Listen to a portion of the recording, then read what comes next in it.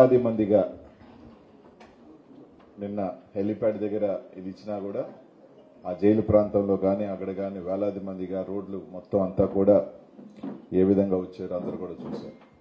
కాబట్టి జగన్మోహన్ రెడ్డి గారిని పోలీసులతోనో లేకపోతే ఇంకో రకంగానో ఆపొచ్చు అనుకుంటే అది అసాధ్యమని నిరూపించిన నెల్లూరు జిల్లా ప్రజలందరికీ కూడా ధన్యవాదాలు తెలియజేసుకుంటూ, మామూలుగా జగన్మోహన్ రెడ్డి గారు నాకు సెక్యూరిటీ కల్పించండి ఈ విధంగా ఉందని చెప్తుంటే, జగనన్నకేమో 10 నుంచి 15 మంది 20 మంది ఇచ్చారు ఆయన చుట్టూరు సెక్యూరిటీ. అది కూడా ఉందో లేదో డౌట్. కానీ ప్రజలు రాకూడదని మాత్రం దాదాపు ఒక 2000 మందిని తీసుకొచ్చి పెట్టడం జరిగింది. ఎక్కడికెక్కడికి ఇది చేయటం జరిగింది. కార్యకర్తలందరికీ కూడా ఎక్కడ కేసులు పెట్టినా ఏమున్నా కూడా పార్టీ అండగా ఉంటుంది, మేమందరం కూడా అండగా ఉంటాం. తప్పకుండా వాళ్ళకి అన్ని రకాలుగా కూడా ఆదుకునేదానికి సిద్ధంగా ఉన్నామని చెప్పి తెలియజేస్తా ఉన్నాం. అలాగే ఒక వారం రోజులుగా నా మీద కొన్ని ఛానళ్ళు కానీ పేపర్లు కానీ కొంతమంది కానీ రకరకాలు మాట్లాడటం జరుగుతూ ఉంది. శ్రీకాంత్ రెడ్డి ఒక కన్ఫెషన్ రిపోర్ట్ ఇచ్చాడు. ఆ కన్ఫెషన్ రిపోర్ట్లో శ్రీకాంత్ రెడ్డి నేను కలిసి చేశాము, కొన్ని ఆస్తులు పెట్టారు. ఆ ఆస్తులు ఈ క్వార్ట్స్లో వచ్చిన డబ్బులతో శ్రీకాంత్ రెడ్డి నా బినామీ అని చెప్పి కొన్నారు అని చెప్పడం కూడా జరిగింది. నిజంగా పోలీసులు కానీ లేకపోతే ఆ ఇన్ఫర్మేషన్ ఇచ్చిన పాపం ఆ పోలీసులకు ఇన్ఫర్మేషన్ ఇచ్చిన నాయకులకు కానీ ఒక కన్ఫెషన్ రిపోర్ట్ రాయించేటప్పుడు కన్ఫెషన్ రిపోర్ట్ ఇచ్చి బలవంతంగా సంతకం జడ్జి ముందు కూడా చెప్పడం జరిగింది. ఏ విధంగా సంతకం పెట్టి రాయించేటప్పుడు కనీసం నిజాలు లేదంటే వాస్తవానికి దగ్గరగా అయినా ఒక రిపోర్ట్ రాయించాలి. సరే, మంచో చెడో అందరికీ ఈ జిల్లాలో ఉన్న ప్రతి పార్టీకి తెలుసు, ప్రతి ఒక్కరికి తెలుసు. ఇదే ఛానళ్ళు ఏదైతే ఈ రోజు నా మీద రాస్తా ఉన్న పేపర్లు కానీ ఛానళ్ళు కానీ ఆ రోజు కోడే కూశారు. ఏమని? అనిల్ రెడ్డికి వ్యతిరేకం, అనిల్కి గోవర్ధన్ రెడ్డికి పడట్లేదు, అనిల్కి పలానోళ్ళకి పడట్లేదు, వాళ్ళందరూ ఒక్కటయ్యారు, అనిల్ని ఇది చేస్తారు అది చేస్తారని రాశారు. ఇదే ఛానల్ ఈరోజు నేను కాకాని గోవర్ధన్ రెడ్డి గారు కూర్చోనంట మేము ఒక డీల్ చేసినామంట. ఈ జిల్లాలో అందరికీ తెలుసు అబ్బా, నాకు గోవర్ధన్ అన్నకి. సరే, అది మంచా చెడ గత 5 సంవత్సరాలు ఉప్పు నిప్పులాగా కనీసం ఆయన గడప కూడా నేను ఆ 5 సంవత్సరాలలో నేను మంత్రి అయిన తర్వాత ఒక్కసారి పోవటం తప్ప ఆ అన్న ఇంటికి కూడా పోలే.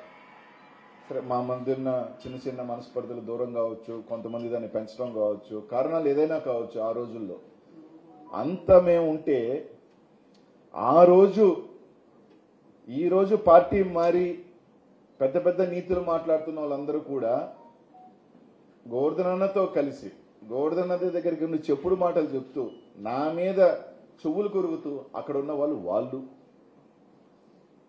అట్లాంటిది ఈరోజు తీసుకొచ్చి నేను గోవర్ధన్ రెడ్డి గారు కలిసి చేశామన్నదే అక్కడే వాళ్ళు పాపం ఎత్తిపోయినారు. ఎందుకంటే ప్రజలందరికీ కూడా తెలుసు.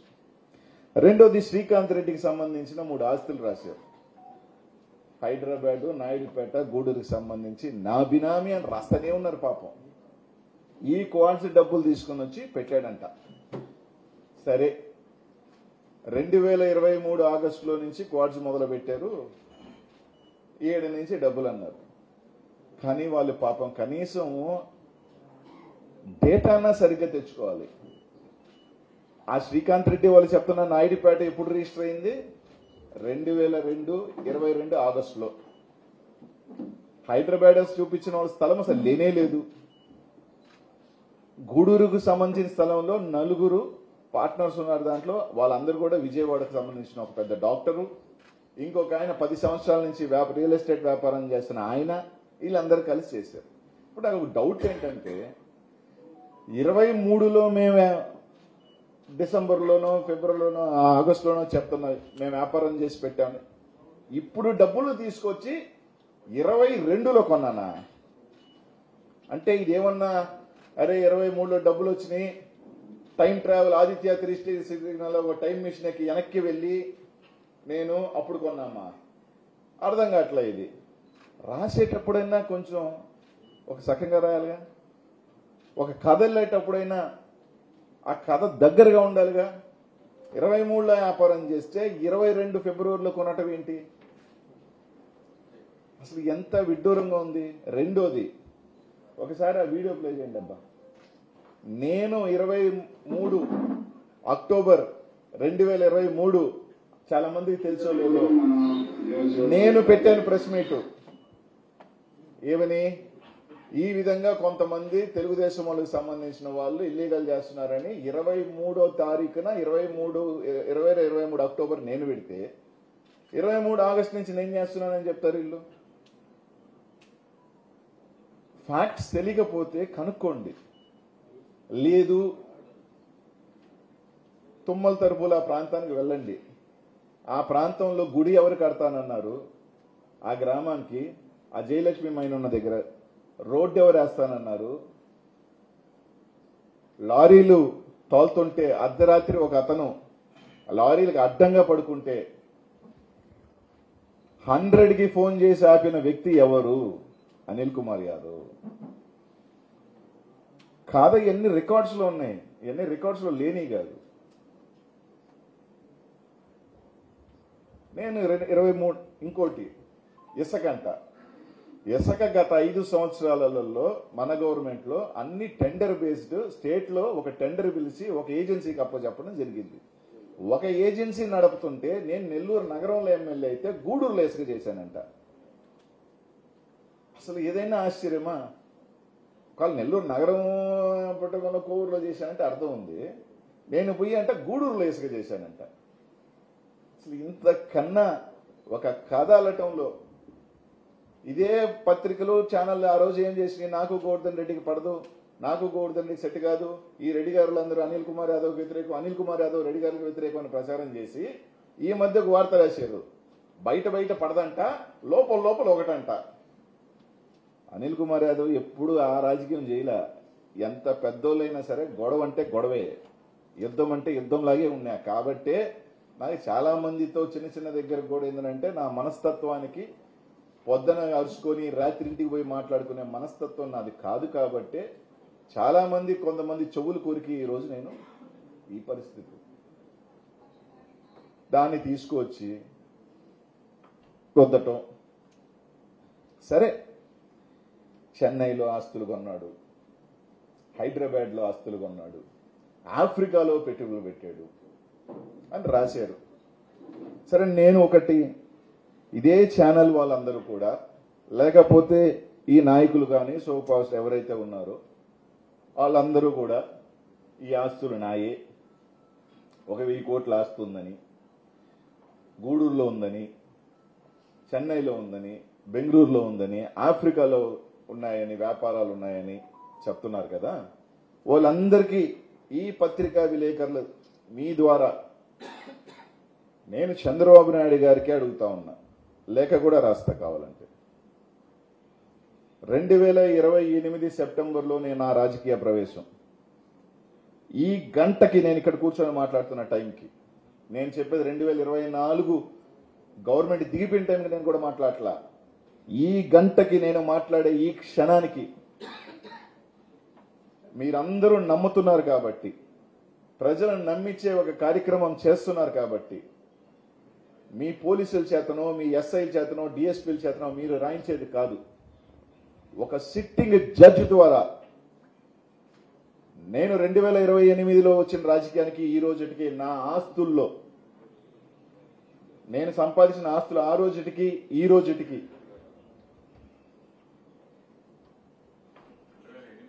2008 సెప్టెంబర్లోకి ఈ రోజుకి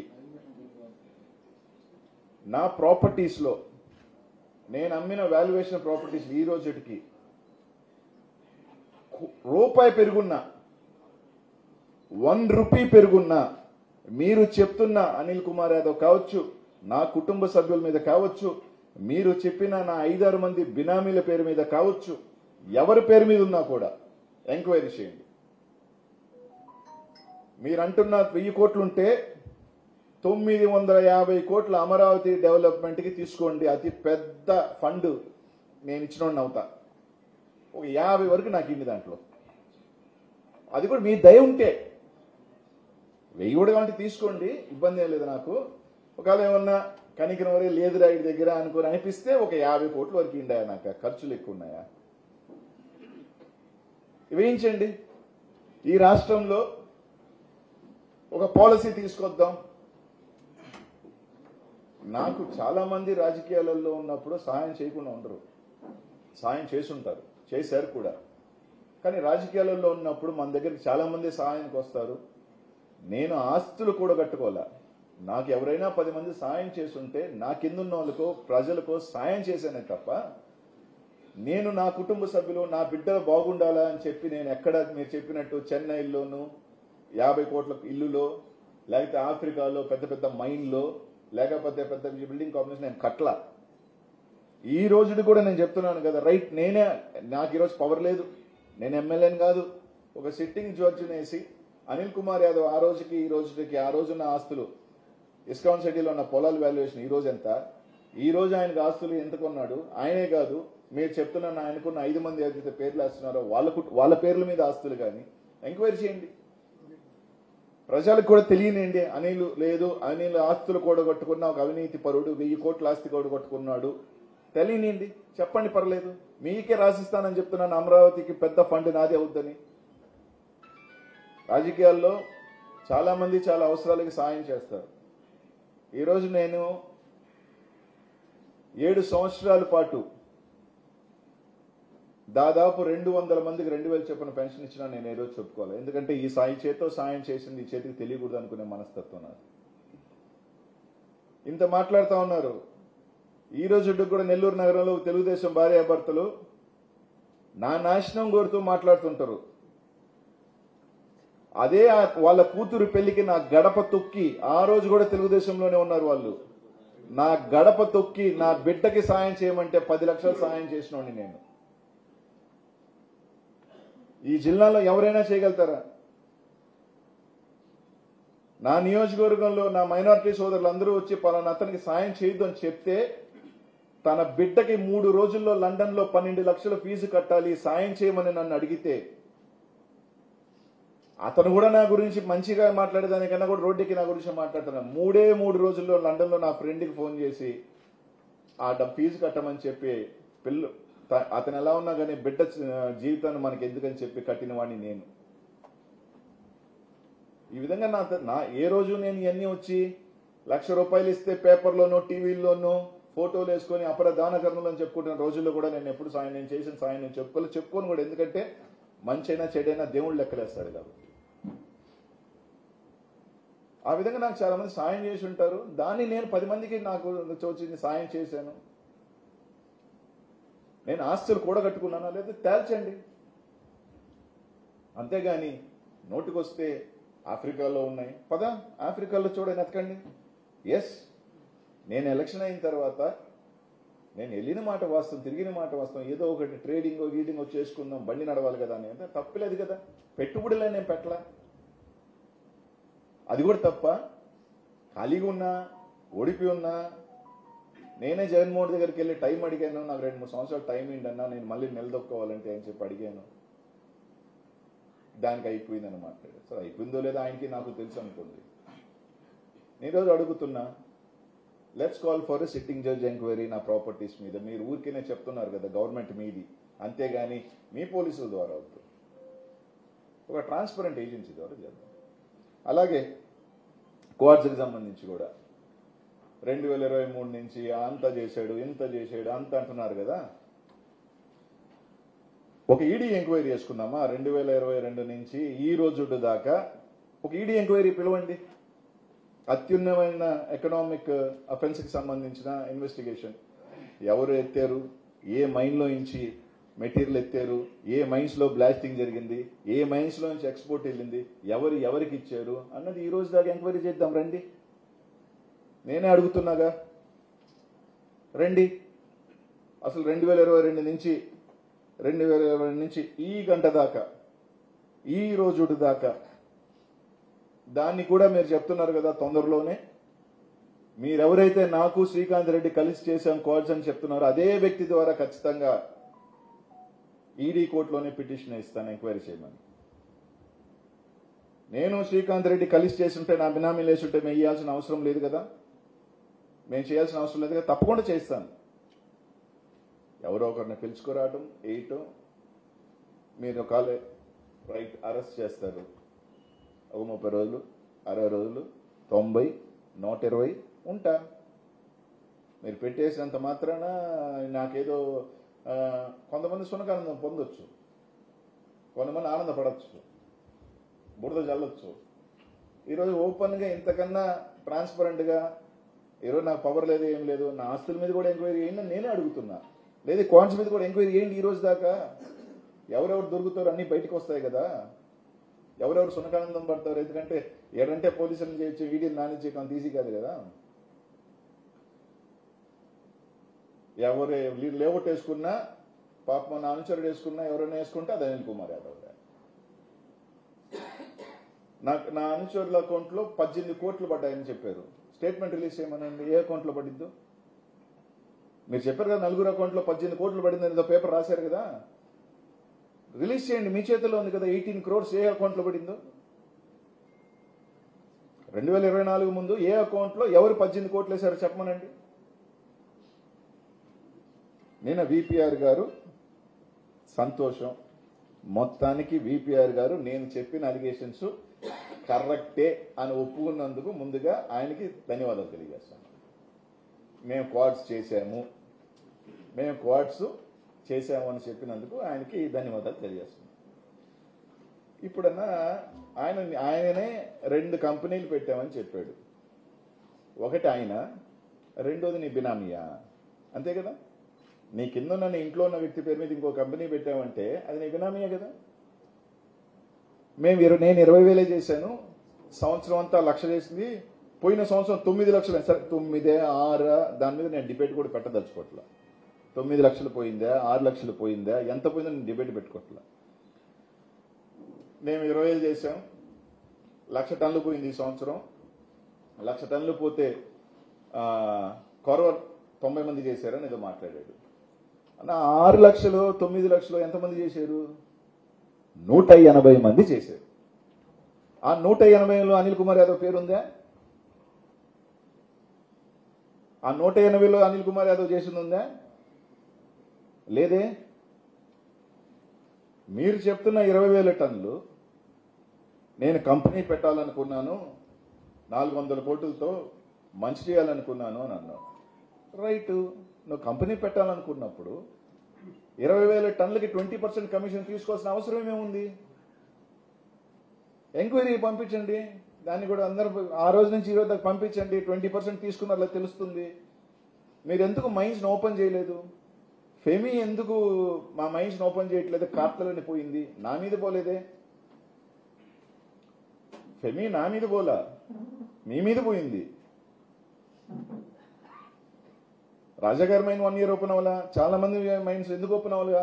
మీ 20% కానీ మీ పాలసీకి సంబంధించిన దాని మీద కట్టలేని పరిస్థితుల్లో కాబట్టి లేట్ అయింది. మీ అంగీకరించిన తర్వాత ఓపెన్ అయింది, 20% తీసుకున్నారు. ఇది వాస్తవా కాదా? టెస్టింగ్ అన్నారు, పట్టుమని లీగల్ మైన్స్ 10-12 ఉన్నాయి. టెస్టింగ్ ఎక్కడైనా మామూలుగా ఎక్కడైనా పాలసీ ఏంటంటే ఒక 5 కిలోలు ఫస్ట్ పంపిస్తారు, లేదా 1 టన్ను పంపిస్తారు, లేదా మాక్సిమం 1 కంటైనర్ అంటే 27 టన్నులు పంపిస్తారు. 15 మైన్లకి 15 కంటైనర్లు అంటే ఎంత? మొత్తం 300 టన్నులు, 20,000 టన్నులు పంపిస్తారు ఎవరైనా టెస్టింగ్కి? నాకు తెలియదే. కానీ మీరు ఏది చెప్పినా మేము పెద్దోళ్ళమి, మేము చెప్తే సరిపోతుంది అనుకుంటే కాదు కదన్నా. రైట్, నేను ప్రెస్ మీట్ పెట్టిన తర్వాత కంపెనీ మూసారు 400 కోట్లతో. ఆ కంపెనీ మీరు చైనాకు పంపించిన బృందంతో ఎగిరిపోయింది. అక్కడ ఎవరే వాళ్ళు మేము సహకరించము, ఇది సెట్ కదా, అప్పుడే ఎగిరిపోయింది. మేము గ్రామీణ యువతకి మేము అవకాశాలు కల్పించాలనుకున్నాము. ఆ కంపెనీలో ఏం పనులు ఉంటాయో తెలిసినా, రాయెత్తుకు వస్తారు, రాయెత్తి మిషన్లు వేస్తారు, పౌడర్ సర్ది ప్యాక్ చేస్తారు. దానికి ఏ పనులు ఉంటారు? పాపం లేబర్ ఉంటుంది, అంతే కదా. మీరు ఆ పనిలో మీరు ఉద్యోగం నిలిపి ఒక సాఫ్ట్వేర్ పెట్టించండి, ఓకే. లేదంటే ఇంక ఇండస్ట్రియల్ తీసుకురండి, ఓకే. ఈ ఇండస్ట్రీలో మహా అంటే 50 మంది పట్టుమని, లేదా 100 మంది. ఇప్పుడు రొయ్యల ఫ్యాక్టరీ పెడితే రొయ్యలు వస్తుందే, ఏం పని అది? ఆడున్న మహిళలకి రొయ్య అంటే సేమ్ అంతే. ఇది దానికి మేము పెట్టాలనుకుంటే ఇది చేశారు, అది చేశారు. 20 ఇది ఇంకొకటి, మీ కంపెనీ నుంచి, మీ కంపెనీలు ఆయన చెప్పిన కంపెనీలు ఫిని, లక్ష్మీ క్వార్ట్స్ నుంచి లక్ష్మీ నరసింహ మినరల్స్ అనే కంపెనీకి, ఆ కంపెనీకి మైన్ లేదు, ఆ కంపెనీకి ఎండిఎల్ లేదు. ఇదిగో లక్ష్మీ నరసింహ మినరల్స్ అనే కంపెనీ, ఈ ధనలక్ష్మి మైనే లేదులేండి, అది ఇల్లీగల్ మైన్ పక్కన పెడదాం. ఈ కంపెనీకి దీనికి మైన్ లేదు, దీనికి ఎండిఎల్ లేదు, ఎక్స్పోర్టర్ కాదు. 10 కోట్ల రూపాయల పైన డబ్బులు ఆ కంపెనీకి ఎందుకు కొట్టారు?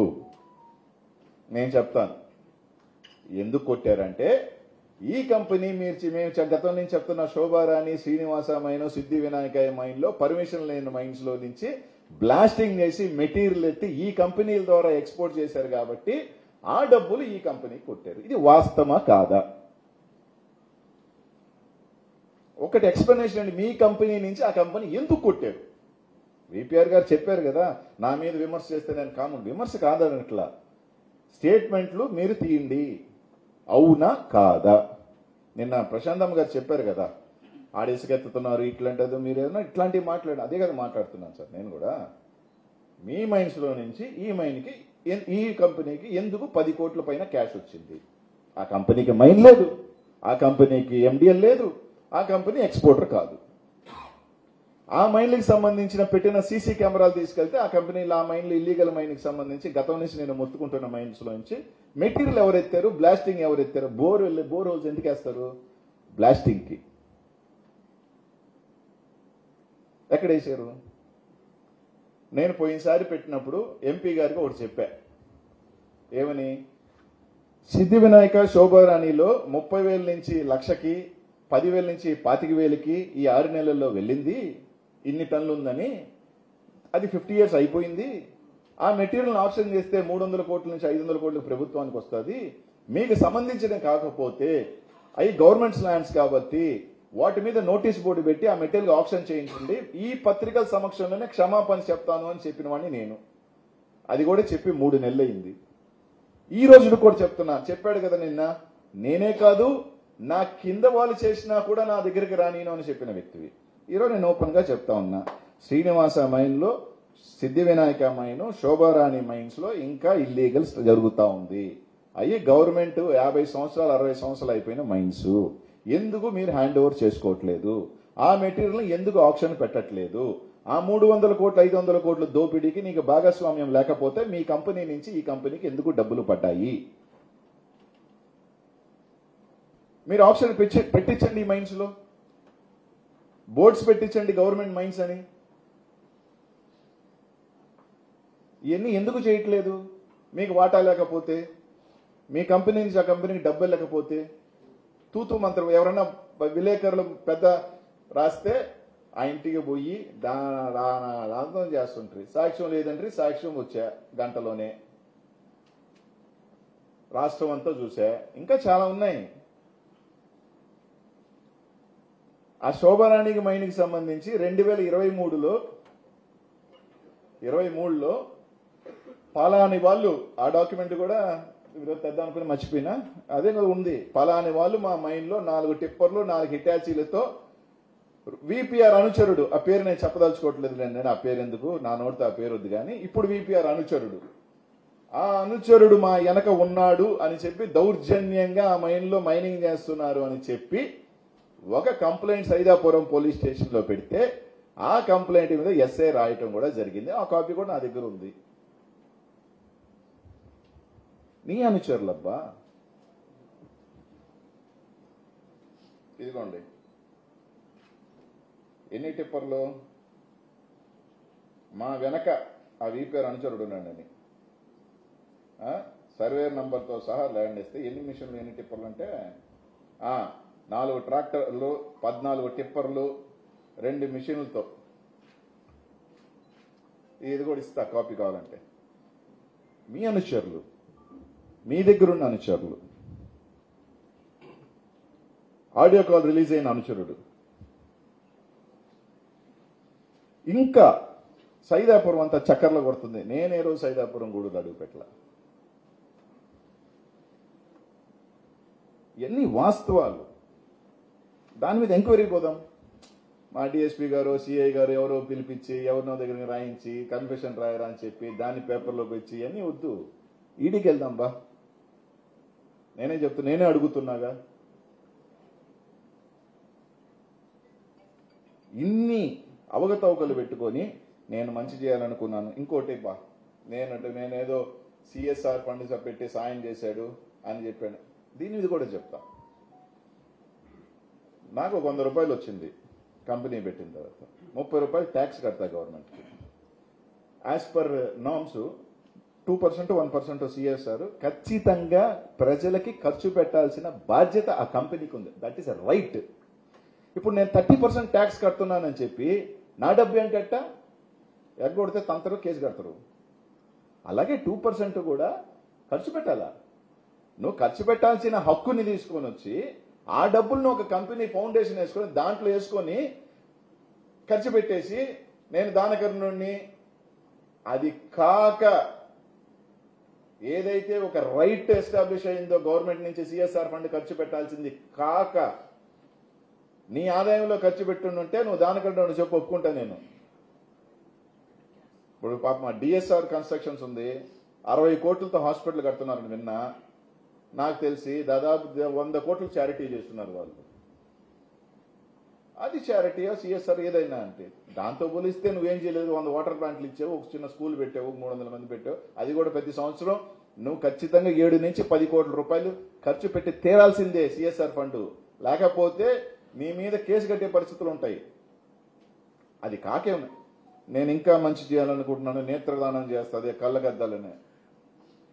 నాకు ఏమీ లేకుండానే 2017లో 1800 నుంచి 2000 మందికి నెల్లూరు నగరంలో కంటి అద్దాలు తీసిచ్చినోని, 180 సర్జరీస్ చేయించినోని నేను. గుండె భరోసా ద్వారా ఒక కార్యక్రమాన్ని తీసుకొచ్చి ఆ రోజులో 180 మంది నా దగ్గర ఆ టెస్టింగ్ ద్వారా చేసిన వాళ్ళ వల్ల 3 సంవత్సరాల బిడ్డ దగ్గర నుంచి 10వ క్లాస్ బిడ్డ దాకా ఆ రోజు వాళ్ళకి నాకు హార్ట్ ప్రాబ్లం ఉందని తెలిసి హార్ట్ సర్జరీ దగ్గర చేయించిన వాళ్ళు మేము. ఈ రోజు ఏదో నేను కంటి అద్దాలు ఇస్తా, నేనేదో పెద్ద వినూత్న కార్యక్రమం తీసుకొస్తాను. ఈ స్టేట్ లో కంటి భరోసా అనే కార్యక్రమం పెట్టి, రాజన్న కంటి భరోసాను పెట్టి 2000 మందికి కంటి అద్దాలు ఇచ్చి 180 మంది ఆపరేషన్స్ దగ్గరుండి చేయించినాను నేను. చాలా అందరూ కూడా ఎక్కడికో దగ్గరికి మాకేం సిఎస్ఆర్ ఫండ్లు లేకపోయినా మంచో చెడో మేము చేసినాం. అబ్బా నీ హక్కుని నువ్వు నా సేవరంగా తెలివిగా, ప్రజలకు తెలియదు, పాప అమాయకులకు తెలియదు కాబట్టి దాన్ని ఒక ఫండ్ వేసుకొని విపిఆర్ ఫౌండేషన్ లోకి వేసుకొని వాటర్ ప్లాంట్లు వేసుకొని కొందరు చేత అయిన దేవుడు, దానకర్ణుడు, ఏదో కర్ణుడు వచ్చి తప్పులేదు. నీ భజన చేసుకోవడంలో తప్పులేదు, నా గొప్పడు తప్పులేదు, నీ మంచో చెడో నీ ఉంటుంది ఓకే, దేని దాన్ని అడగట్లా. నేను అడిగేదల్లా ఈ వాస్తవాలు కాదా అని. ఆ రోజు మాకు సంబంధమే లేదన్నారు, ఈ రోజు సంబంధం ఎట్టొచ్చింది? 20% మేము లీగలే అంటున్నారు. లీగల్ మైండ్ వాళ్ళ దగ్గర కూడా 20% తీసుకుంటున్న గొప్ప మనుషులయ్యా మీరా? ఎవడన్నా తప్పు చేస్తుంటే వాడి దగ్గర తీసుకున్నాడంటే కూడా అర్థం ఉంది. అన్ని పర్మిషన్స్ ఉండి, అన్ని హక్కులు ఉండి, మాకు పర్మిషన్ 20% కట్టకపోతే మైన్ ఓపెన్ చేయకుండా కలెక్ట్ చేసిన మహానుభావులు మీరు. ఇది వాస్తవాలు. ఇవన్నీ ఎక్కడికి పోవు. ఈడీ ఎంక్వైరీ చేస్తే ఎవరెవరు అకౌంట్స్ లో వైట్లు పడ్డాయి, ఎవరెవరు అనుచరులు వ్యాపారాలు చేశారు, ఎవరెవరు అనుచరులతో ఈ రోజు కలిసి వ్యాపారాలు చేస్తున్నారు, అన్ని బయటకు వస్తాయి కదా. నేను 7,000 తీసుకున్నానని చెప్పారు, ఆ ఇల్లీగల్ 30,000 అంటున్నారు కదా, ఆ 25,000 ఎవరికి అకౌంట్ లో పోయింది, అవి కూడా బయటికి రాని. ప్లాస్టిక్ చేసినోడు తప్పులే, ఇల్లీగల్ గా ఎత్తినోడు తప్పులేదంట. లాస్ట్ తీసుకొచ్చి అనిల్ కుమార్ యాదవ్ మాత్రం 7,000 తీసుకున్నాడు, నా మీద బిగించాలని చూస్తున్నా. కొరవలందరూ ఏమయ్యారా? ఎంక్వైరీ నువ్వు చెప్పి నీ 6 లక్షల టన్నులు ఉన్నాయి కదా, అనిల్ యాదవ్ సరే మీరే అంటున్నదాన్ని చెప్తున్నా, అబద్ధాన్నే 6 లక్షలు 7,000 తీసుకున్నా, 6 లక్షలు 20,000 తీసుకున్నాడు. ఈడే 6 లక్షలకి 7,000 తీసుకున్నాను అంటున్నారు కదా, 6 లక్షలకి 20,000 తీసుకున్నాడు కూడా. అవి కూడా రాని. ఇప్పుడు 20% తీసుకున్న వాళ్ళు రాని. అందరూ పోదాము, రమ్మని ఎంక్వైరీ చేద్దాము. ఇంతకన్నా నేను ఏం అడుగుతాడు? తర్వాత ప్రశాంతమ్మ గారు నిన్న కూడా 2 మాటలు మాట్లాడారు. సరే, వాళ్ళ ఆమె విజ్ఞతకు వదిలేస్తా. పెద్ద ఆమె వయసు బయటపడిపోతుంది, ఏమన్నా నిందలు పడుతుంటేనో లేకపోతే చేసిన తప్పులు బయటపడుతుంటే టెన్షన్ తట్టుకోలేకపోతుంది. ఆవేశంలో కొత్తగా వచ్చింది రాజకీయాలు కాబట్టి, మొట్టమొదటిసారి లేటుగా 60 సంవత్సరాలకి ఎమ్మెల్యే అయింది కాబట్టి, 62 సంవత్సరాలకి ఎమ్మెల్యే అయింది కాబట్టి కొంచెం ఆవేశం ఉండొచ్చు. పెద్ద ఆవిడికి తప్పులేదు. నేను కూడా ఆమె బిడ్డలు నాకన్నా పెద్దోళ్ళు ఉన్నారు కాబట్టి పెద్ద ఆవిడే దీవెనలుగా భావిస్తాను. ఏంటి నన్ను సంస్కారవంతంగా ఆమెకున్న సంస్కారవంతమైన పెద్ద ఆవిడకున్న సంస్కారవంతంగా నన్ను దున్నపోతని తిట్టినా, వాడు వీడు అని తిట్టినా నా తల్లి కూడా నన్ను తిడుతుంటుంది. ఎదవా, దున్నపోత, గాడిద అన్ని తిడుతుంటది. పర్లేదు, నేనేం బాధపడినమ్మా. ఇంకా కావాలంటే తిట్టు. మీరు తీసుకువస్తున్న గొప్ప కంపెనీని ఈ సైంధవుడు ఆపుతున్నాడు. మీకు బాధ ఉంటుంది. 4.5 సంవత్సరాల పాటు ప్రశాంతంగా 20% కమిషన్ దొబ్బేయాల్సింది ఈ సైంధవుడు ఆపేశాడు అన్న బాధ మీ భార్యాభర్తలకు ఉండటంలో తప్పే లేదు.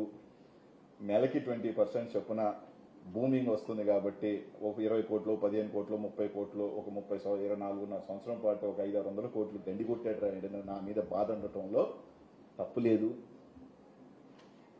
ఈ సైంధవుడి మీద నువ్వు బాధ దున్నపోతం తిట్టడంలో నేను తప్పే లేదు. కాబట్టి తప్పులేదు, పడతాను. కానీ నేను చెప్పినట్టుగా మాత్రం సమాధానాలు చెప్పండి. నువ్వు అడిగిందే చెప్తున్నా. మా మీద విమర్శ చేస్తే మేము సమాధానాలు చెప్పుకుంటాం. ఇంకొకటి, నాకు దైవ భక్తి ఉంది, ఆ దేవుడు చూసుకుంటాడు అని చెప్పాడు. చాలా మందికి తెలుసో లేదో, అత్యంత శివభక్తుడు ఎవరు? సీతమ్మ వారిని అపహరించుకోబోయిన రావణాసురుడే అతి పెద్ద శివభక్తుడయ్యా. అవునా కాదా సార్? నాకు తెలిసి, కరెక్ట్ చేయొచ్చు నేను తప్పు అయింటే, నాకు తెలిసి పరమ శివభక్తుడు ఎవరు అంటే రావణాసురుడే. కాబట్టి దైవ భక్తున్న వాళ్ళందరూ మంచోళ్ళు కాదు. ఆ శివుడిని మొక్కిన వాళ్ళు ఇప్పుడలా వరాలు ఇయటం, వాళ్ళని చంపను మళ్ళీ ఆ విష్ణుమూర్తి అవతారాలు ఎత్తటం, ఇదంతా చరిత్ర మనం చూసిందే కదా. రాక్షసులందరూ కూడా శివుడిని వరాలు అడగటం, పాపం ఆ శివుడు నా భక్తులే కదా అని వరాలు ఇవ్వటం, ఆ వరాలు తీసుకొని ఆ ప్రజల్ని చంపతుంటే మళ్ళీ విష్ణుమూర్తి ఇంకొక అవతారం ఎత్తి చంపటం అనేది మనం చూసిన చరిత్రలు ఇవన్నీ. కాబట్టి దేవుడు ఉన్నాడు ఉన్నాడని కాదు. మీరు నా ఆస్తుల మీద ఎవరెవరో చేత, నాకు తెలుసు ఆయన కూడా ఏడున్నాయి, నాకు తెలుసు ఏడున్నాయి, నీకు తెలుసో నాకు తెలుసో ఆ సిట్టింగ్ జడ్జిని వేసేస్తే ప్రజలకు తెలుస్తాయి. నాకు కూడా చాలా ఇబ్బంది అయిపోతుంది. వీళ్ళు 500, 1000 కోట్లు ఉండగా నా దగ్గరికి సాయం అడిగేవాడు వచ్చి, ఆ మనసులో 500, 1000 ఉందని అన్న ఒక 5 లక్షలు ఇవ్వు, 10 లక్షలు అంటే మనం ఎత్తిపోయి ఉంటే ఆ 5 లక్షలు ఇవ్వదని చెప్తుంటే ఎవడు అలిగిపోతున్నాడు. నాకు చాలా ఇబ్బందికరంగా ఉంది సార్. చెప్పుకోవాలంటే బాధ. అందరికీ ఒప్పించాల్సిన ప్రయత్నం నేను చేయలేను. రకరకాలు ఉంటాయి. ఎందుకంటే రాముడు ఉన్నప్పుడు రావణాసురుడు ఉంటాడు, రావణాసురుడు ఉన్నప్పుడు రాముడు ఉంటాడు. కాబట్టి నాన్న మీద తెలుగుదేశం వాళ్ళు రాసుకోవడంలో తప్పు లేదు. తెలుగుదేశం కార్యకర్తలు కానీ లేకపోతే జనసేన నాయకులు కానీ నా మీద పోస్టులు పెట్టడంలో తప్పు లేదు, కామెంట్లు పెట్టుకోవడంలో తప్పు లేదు. వాళ్ళని ఒప్పించాల్సిన అవసరం కూడా నాకు లేదు.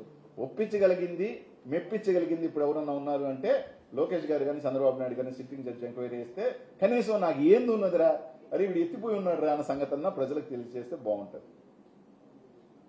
ఇంతకన్నా నేను చెప్పగలిగింది, చెప్పాల్సింది చెప్పాను. విపిఆర్ గారు కూడా, అయ్యా విపిఆర్ గారు ఇంకా 7,000 రూపాయలు నుంచి 15,000 రూపాయలు కలెక్ట్ చేస్తున్నారంట మైన్స్ నుంచి.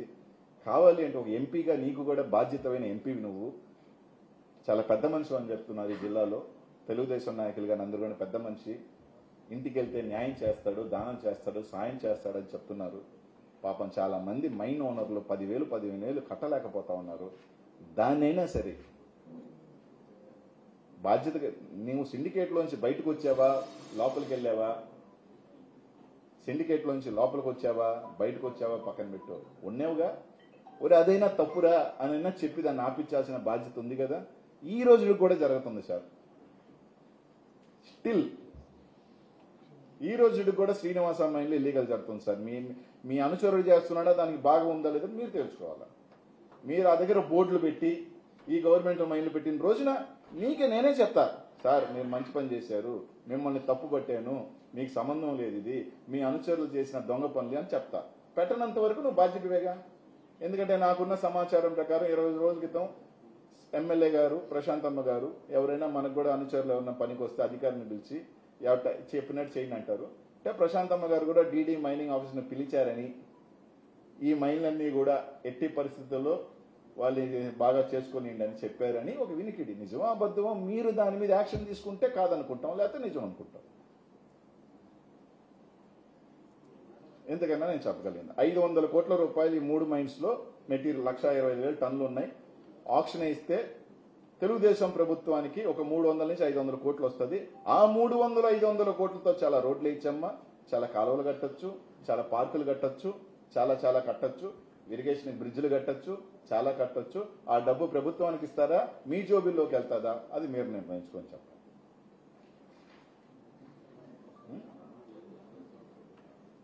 చూపి నేను అక్టోబర్ 20 కూర్చుంటా, నేను మాట్లాడింది అక్టోబర్ 23.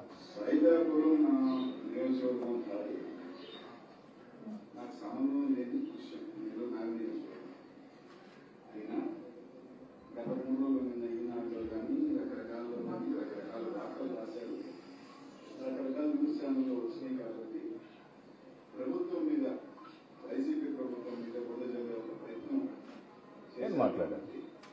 నాకు తెలిసిన కొన్ని చెప్పదలుచుకున్నాను. రాసిన వాళ్ళు ఎవరైనా కానీ సైదాపురం మండలానికి సంబంధించి గత 5 నెలలుగానో గత 6 నెలలుగానో నేను సేకరించిన, లేకపోతే స్థానిక న్యాయమూర్తులు అడిగితే తెలుసుకున్నాను, అత్యధికంగా ఇల్లీగల్ మైనింగ్ చేస్తున్న నాయకులు ఎవరు అంటే తెలుగుదేశం పార్టీకి చెందిన నాయకులు. మీరు అడగచ్చు కూడా. ఎంబా 23 అక్టోబర్ నుంచి ముందు నుంచి 6 నెలల నుంచి నేను మాట్లాడితే ఆగస్టు నుంచి నేను చేస్తున్నానని చెప్తారా? నవంబర్ నుంచి మార్చి 4 నెలల, ఈ 4 నెలల్లో అనిల్ కుమార్ యాదవ్ 1000 కోట్లు సంపాదించాడా? అంటే ఈ 13 నెలల్లో మీరు ఎన్ని కోట్లు సంపాదించారు? 4 నెలల్లో అనిల్ కుమార్ యాదవ్ 1000 కోట్లు సంపాదించేస్తే ఈ 13 నెలల్లో మీరు ఎన్ని సంపాదించారు? ఏనా తీసుకొచ్చి పట్టగలిచేసి వేస్తే అట్ట? అప్పుడు కూడా మీ అనుచరులు ఉన్నాయి, ఇంకా కాగితాల మీద చాలా ఉన్నాయి. అకౌంట్లో, బ్యాంక్ అకౌంట్లు తీస్తే కోట్లు పోయింది, నా అకౌంట్లకు కాదు నాయన. చేస్తానన్నా అంటే ఇప్పుడు నేను కాదన్నా, శ్రీకాంత్ రెడ్డి మీద వచ్చింది కాబట్టి శ్రీకాంత్ అని బయటకు వచ్చిన శ్రీకాంత్ రెడ్డితో ఇస్తా అంటే ఈడీ నేను కంప్లైంట్ చేస్తాను. కానీ నాకు ఉంది కదా, వీపీఆర్కి అవకాశం ఉంది కదా. ఏం చేసేయండి మనం 2022 నుంచి ఇప్పుడు దాకా వేసేయమనండి సార్, పని అయిపోద్ది. నేను పోతాను, ఆయన పోతాను, ఎవరు పోతారు? ఎవరెవరు ఎక్స్పోర్ట్లు చేశారా, ఎవరెవరు అండర్ కరెంట్ అంటే 40,000 లక్ష పోతుంటే 40,000 తీసుకొని 60,000 లోపల పెట్టుకున్నారు, అన్నీ బయటకు వస్తాయి కదా. అంతే కదా, ఇవన్నీ తెలుస్తాయి కదా. 30,000 లక్ష అయింది, జూన్ దాకా 30,000 ఉండింది, దాంట్లో ఏం మైనింగ్ చేయలేదన్నారు. డిసెంబర్లో ఎక్కడ రాసే తలకమంతా 1,00,000 టన్నులు ఉందంట. ఎట్టొస్తుంది?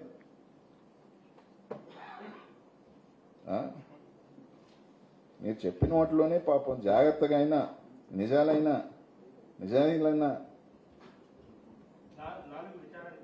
ఖచ్చితంగా వెళ్తాను. 30 వస్తా అన్నా నేను. అని నేను మళ్ళీ సార్, నేను ఎక్కడికి పోట్లా,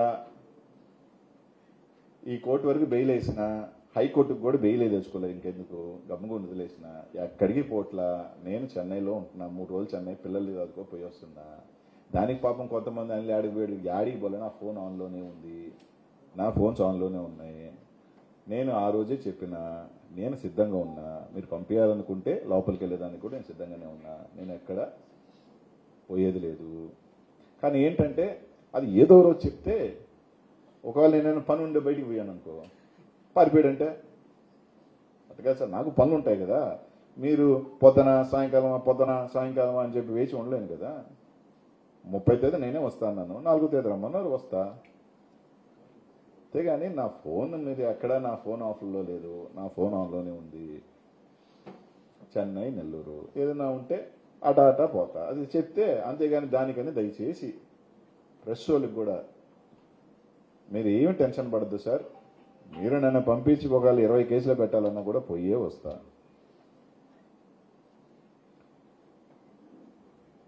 ఎవరు తప్పిలేరు, ఎవరిని తప్పిలేరు. నాకు రాత రాసుంటే పోతా. విధి నిన్న డోలేంద్రన్న జమీన్ రైతులో ఒక వార్త చూశాను. చావు అయినా ఏదైనా విధి రాతని తప్పించలేదు.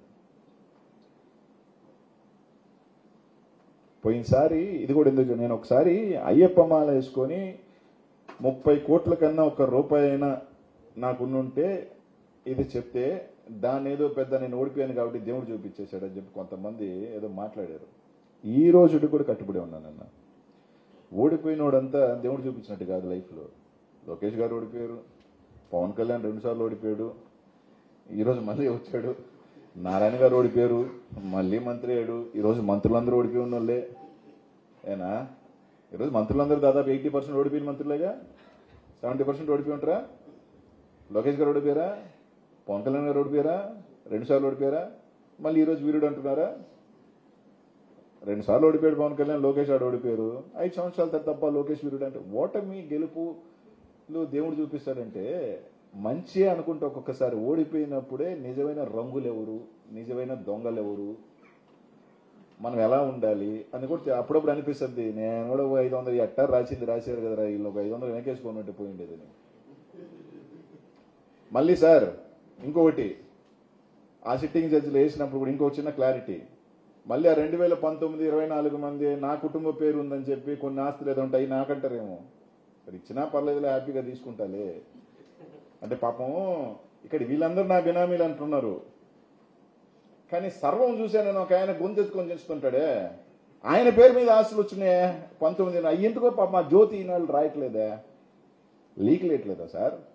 తల్లిపురంలోనూ సాక్షి ఎదురుగాను ఆడాడ కొంచెం ఆస్తులు వచ్చినాయి కదా 1923 దాకా లోపల.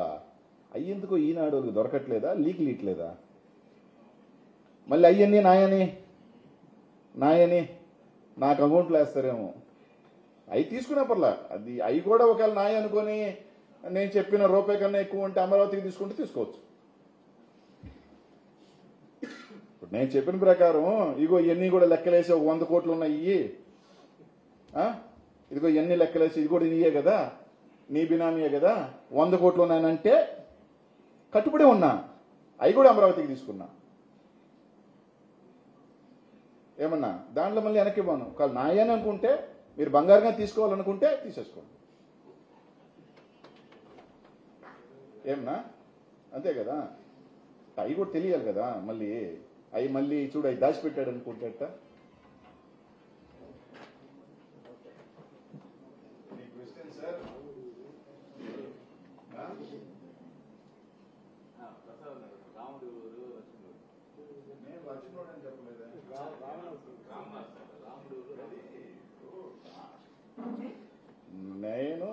మనం ఉన్నాం అనుకో, ఇప్పుడు మేమందరం జగన్ అన్న మా అందరికీ ఆరాధ్యుడు అనుకుంటాం. అవతల మమ్మల్ని తిడతారు, వాళ్ళకి ఆరాధ్యం, మేము వాళ్ళని తిడతాం, మా వాళ్ళు వాళ్ళని తిడతారు. సో దీంట్లో వాళ్ళేదో మమ్మల్ని అన్నారని, వాళ్ళు ఏదో కామెంట్లు పెట్టారని దానికి ఏదో షేక్ అయిపోయే మనిషిని నేను కాదు. ఖచ్చితంగా మనం వాడి పని వాళ్ళు చేస్తున్నారు, మా వాళ్ళు మా పనులు చేస్తుంటారు అంతే. దానికి ఎందుకు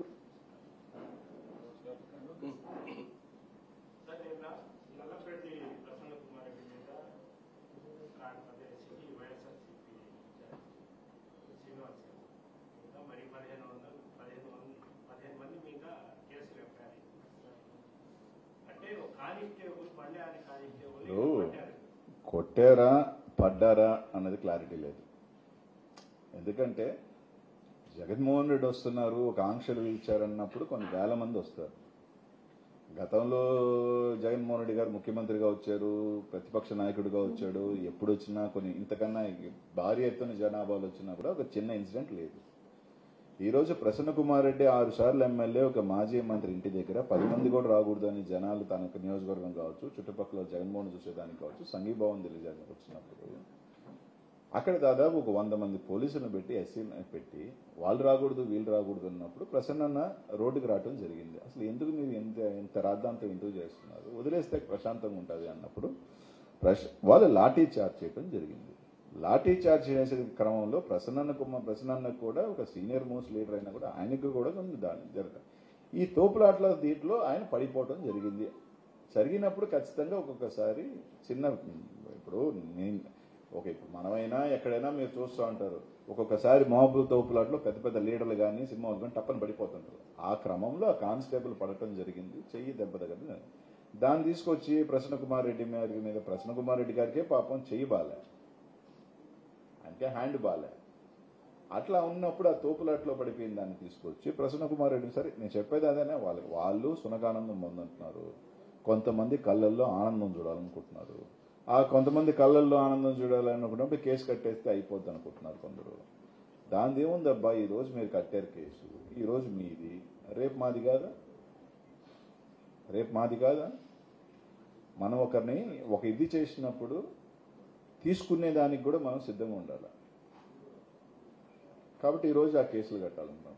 మేము చెప్పినాం కదా, ఇప్పుడు ఆయన ఇంటి మీదకి దాడి చేసి ఆయన దానికి సంబంధించి ఈరోజు దాకా కేసు కట్టాల. ఆయన ఇల్లు ధ్వంసం చేసి ఆయన చంపాలనుకున్నప్పుడే పాపం ఆయన ఇచ్చిన రిపోర్ట్ ఇప్పుడు తీసుకోవాలా, కోర్టుకి వెళ్ళి తీసుకురావాల్సి వచ్చిన రిపోర్టు. అదే ఆయన్ని మాత్రం కేసు కట్టారు. ఇంకా దారుణం ఏంటంటే ఆయన మాట్లాడుతుంటే పక్కన కూర్చున్నందుకు నా మీద కేసులు పెట్టారు. ఇది ఇక్కడ దాకా లేదు, నేను ఇప్పుడు దాకా చూడలే. ఒక 1000 మంది ఉన్నారబ్బా, 1000 మందిలో ప్రసన్న ఏం మాట్లాడతాడని మనకి మాట్లాడిన తర్వాత 1000 మంది నవ్వారు, 1000 మంది చప్పట్లు కొట్టారు, అందరూ బాగా చపక్కని నవ్వుతాము. ఇప్పుడు నేనేమన్నా మాట్లాడుతుంటే మీరు నవ్వుతున్నారు టక్కని, అటు అందరు నవ్వారు. మేమే కాదు నవ్వింది, 1000 మంది నవ్వారు. దాంట్లో ఆడవాళ్ళు కూడా ఉన్నారు, మహిళలు ఉన్నారు, అందరూ ఉన్నారు. ఒక్కసారి ఒక స్పాంటేనియస్ రియాక్షన్ ఉంటుంది దేనికైనా కూడా, బాధ అయినా నవ్వు అయినా ఏదైనా కూడా ఒక స్పాంటేనియస్ రియాక్షన్ ఉంటుంది. ఆ రియాక్షన్ సంబంధించి మా 5 మంది దాంట్లో కూడా ఎంతో పార్షియాలిటీ ఎతికి కట్టారు.